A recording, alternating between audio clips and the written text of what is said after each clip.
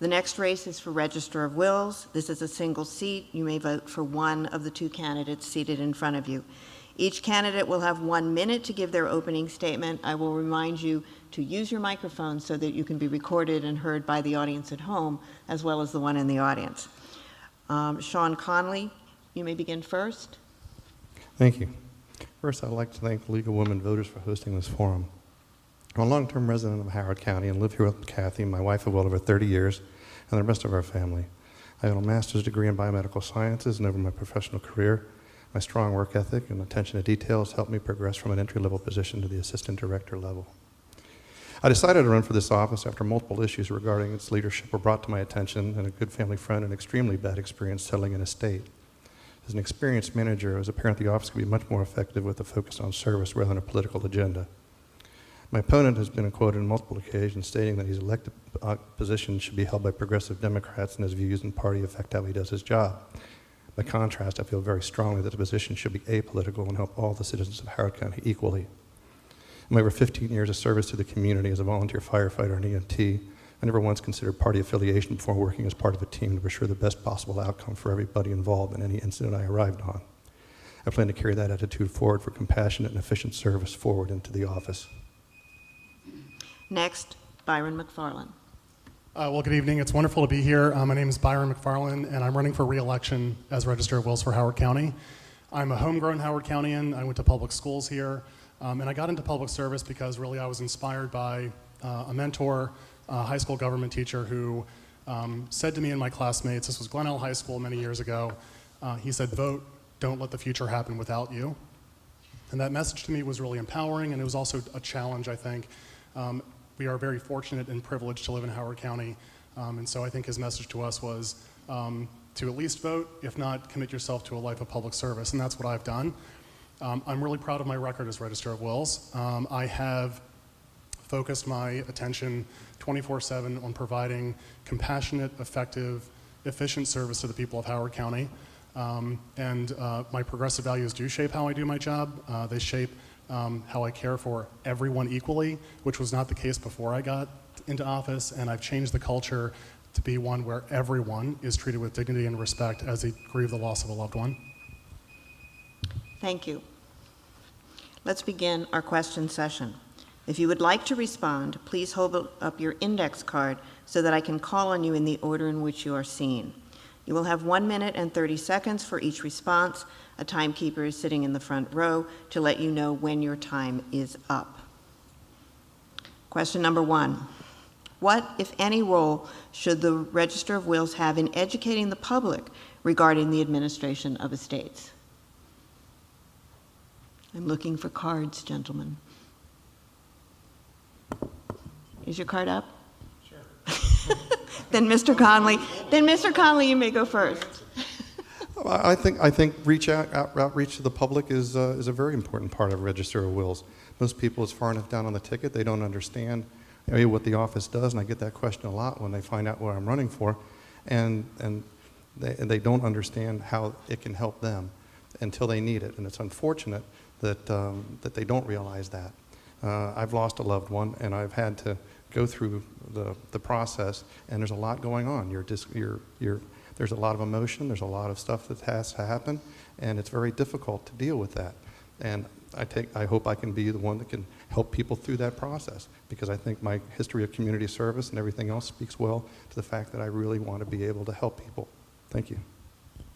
Mr. McFarland. Part of the reason I ran for this office to begin with is that I asked folks in the community, when was the last time you saw the Register of Wills? And the general response was, we haven't seen her in a long time. So when I ran, one of my key objectives was to be a visible and accessible resource in the community. And that's why I have spoken at every senior center in Howard County, every library in Howard County. I actually teach a class here at Howard Community College every semester on probate in Maryland and the importance of having a will.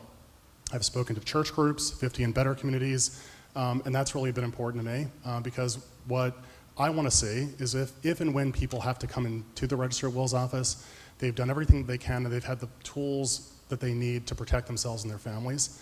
All too often we see folks who come to us and whether it's an accident or they just didn't plan ahead, we see the negative effects of that, and it's sort of heartbreaking, and we do our best to walk people through this very difficult process.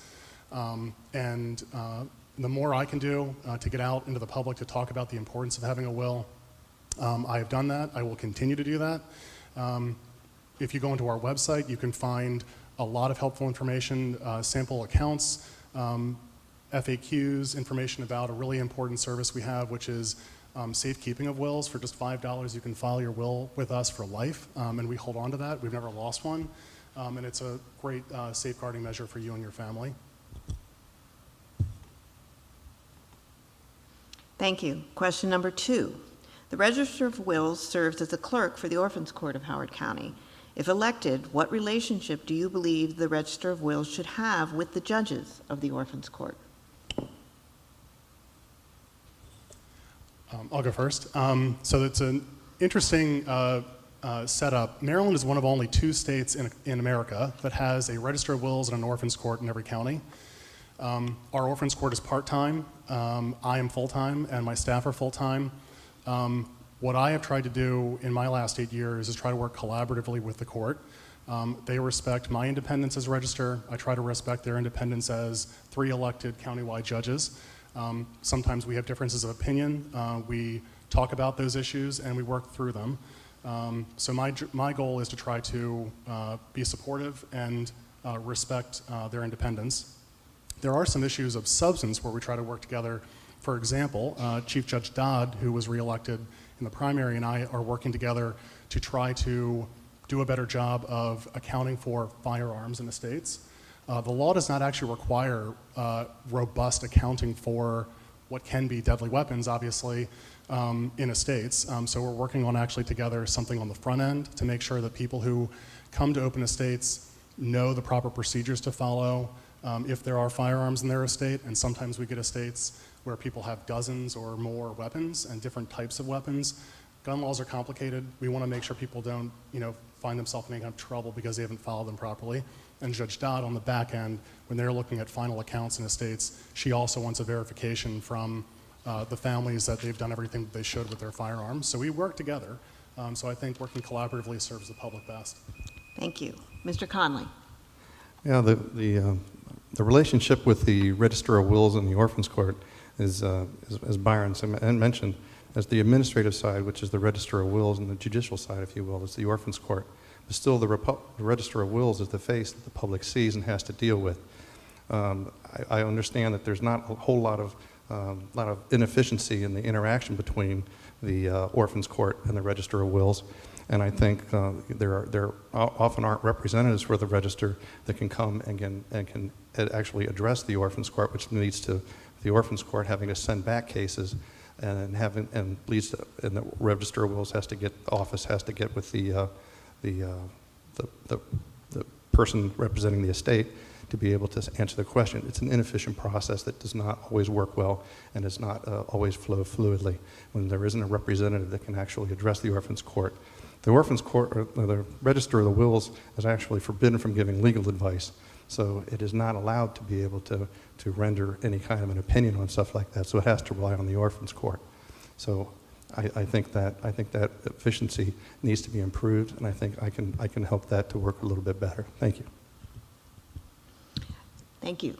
Question number 3. Much of the role of Register of Wills is managing an office that interacts with individuals who have been recently bereaved and who may be unfamiliar with the procedures of the Orphans Court. What would you do, if elected, to make it easier for individuals to interact with your office? Cards? Mr. McFarland. Well, when I took office 8 years ago, I had a lot of work to do to really rebuild this office from the ground up. What I found was a culture that was not always extremely helpful to folks. I found that the staff that I inherited, unfortunately, I thought it was obvious, sort of pick and chose who they would go the extra mile for. We go the extra mile for everyone, and we want to make sure that we are a solutions-oriented office so that when people come to us with all kinds of issues, that we walk through the process in a way that makes people feel confident that they know what to expect. Just the other day, I was working with one of my deputies on a extraordinarily convoluted will that we found, and the family really didn't know what to do. They were really upset, and so I sat down with my staff member and the family, and we walked through it. And that person left the office with a clear idea of what to do going forward.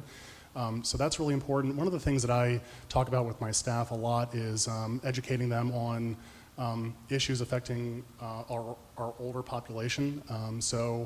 We do a lot of education about, we worked with hospice, so people understand everyone grieves differently, and there's a way to deal with them, and there's also a lot of issues around, the biology is that if we get to a certain age, we're going to start having mental impairments, and how to work with people and how to make families help them understand when someone says, my mom has dementia or my dad has Alzheimer's, what that really means. So we try to do everything we can for folks. Thank you. Mr. Conley. I think the same issues that you mentioned is taken over from your predecessor.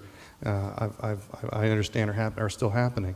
The lady that I mentioned that was having in my opening that had a difficult time dealing with your office was actually the wife of the chief of my station, where I volunteer. She said she felt neglected. She didn't get the answer. She couldn't get the help that she wanted. She left the office crying on numerous occasions, and she couldn't get any help. She couldn't get the guidance she needed when her mom passed. I find that entirely unacceptable, and I don't understand how that can happen if you're compassionate and you're really truly caring and you're dealing with integrity and helping people through the process. So I think that's very important, and I've heard a lot of things, and I have personal experience with losing a loved one, and I can't understand how somebody with a political agenda can be serving with trying to serve people with somebody when I know it's a public service is an important thing, and it's very important to me, and I think that's the take-home message that I can offer to people is my true integrity and compassion, and I can make sure that people are treated individually, fairly, with compassion, integrity, and honesty and respect. Thank you. Thank you. Our fourth and final question comes from the audience. How many years of volunteer service do you have with the community? That's a great question. So I grew up in Howard County, so I've been volunteering in the community since I was a Cub Scout, I think when I was in elementary school. I got my first job in government at the end of high school, working in the county council. Later, worked in the federal government briefly, found that I really liked state and local government better. So I've been active in some way, full-time or part-time, almost my entire life. I want to talk about a couple things really quick that my opponent mentioned. He continues, and his folks that are behind him continue to attack me as some sort of political animal.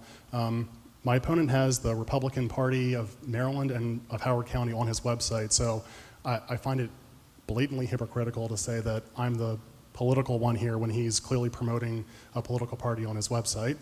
And as far as the folks who have had a bad experience in my office, I take that really seriously. I think that if you talk to most people in the community, they will tell you that, talk to members of the Bar Association, people who had supported my predecessor, and I've converted them, they're supporters of mine now, about how effective and responsive I am.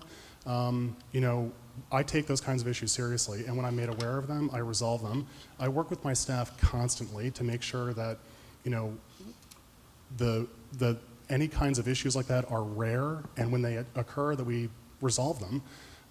That's the kind of reputation I have. People know they can call me and just call Byron, he'll take care of it. And so the folks that you mentioned didn't have a great experience. I'd love the opportunity to talk to them about it, because we always want to do things better. Thank you. Thank you. Candidates will now have 1 minute. Oops, Mr. Conley. I'm Thank sorry. you. I missed my check mark. Hey, I think that's, I can't understand why I'm being hypocritical. I have pictures I've been with Mr. Roby, with Liz Fitch, and any number of Democrats. Neil Simon even is an independent. I keep track of, I'm not a member of any particular party that are endorsed by any particular party, and I treat all the people the same. You get endorsements from other Democratic parties and lawyers, and none of them have talked to me. So it seems to me if they were going to endorse somebody, they would want to talk to both sides and get the view of the other party. That seems only fair. So anyway, I don't understand how that can be hypocritical. And I go back, not just my first 15 years, but I also was in Boy Scouts, and I also helped in the community many times with the church. I've been in the volunteers with the school, helping at the schools, helping with the church, and helping with all kinds of things around the community. And when I had my tragedy in my family, it was very nice to see the community come together and support me. I wasn't used to that, but it was very nice to see that it works both ways too. And in a healthy community, and when you really have a care and a deep investment in the community, it does work both ways, and I really appreciate that too, and I don't take it for granted. So thank you. Okay, thank you. Now, candidates will have 1 minute for their closing arguments. We'll begin with Mr. Conley. I got into this race because I saw how the office is currently operating, and I knew I could do a better job serving not only the citizens of Howard County, but also the support system that one needs when they've lost a loved one. In my professional career, I've taken the lead and run programs with both state and federal oversight, with many millions of dollars are in the price for even the slightest deviation. I have the experience to make the office run efficiently and allow it to focus on the matter at hand. I'm a long-term firefighter EMT, and I truly understand what it means to serve all members of the community with respect and compassion. If elected, I will give my position my full attention. I'll be approachable, available, treat the office itself with the respect it's due, create a healthy, supportive, and productive work environment focused on anyone needing our services, establish and maintain a healthy work relationship with peer agencies. I understand. I'd like the citizens of Howard County to know they have a difference, and I ask for your vote in November. I feel free to get in touch with me through my website, Shawn Conley, if there's any questions that weren't asked that you would like to answer. I'd like to take a moment to thank the League of Women Voters, Kay Hartleb, Mr. McFarland's predecessor, my many families and friends and supporters who suggested I run, my wife and family, and I Mr. recognize Conley. the office and elected. It's truly a privilege to serve. Thank you. Thank you. Mr. McFarland. Well, I also want to thank the League of Women Voters for this and also the candidate interviews that you did. I know that must have taken a lot of time, so thank you for that. I just want to close by saying I'm really proud of my record as Register of Wills. A lot of people run for office and they make lots of promises and they say the sky is falling. When I ran, I made 3 promises to the public: that I would modernize an office that had atrophied, that I would create a culture where we treat every single person in our community with dignity and respect, and that I would be an accessible and visible presence in the community. I'm proud to say that after 8 years of hard work, rebuilding this office from the ground up, hiring and training a staff of dedicated professionals, working with my colleagues across Maryland to advocate in Annapolis for reforms that have made probate in Maryland faster, fairer, and less expensive for all of our families. And again, I've spent a lot of time active in the community. I actually have my next class at Howard Community College in just a few weeks. Go onto their website, you can check it out. And I'd love to have a conversation with folks about that. So with that, I ask for your vote in November. Thank you both for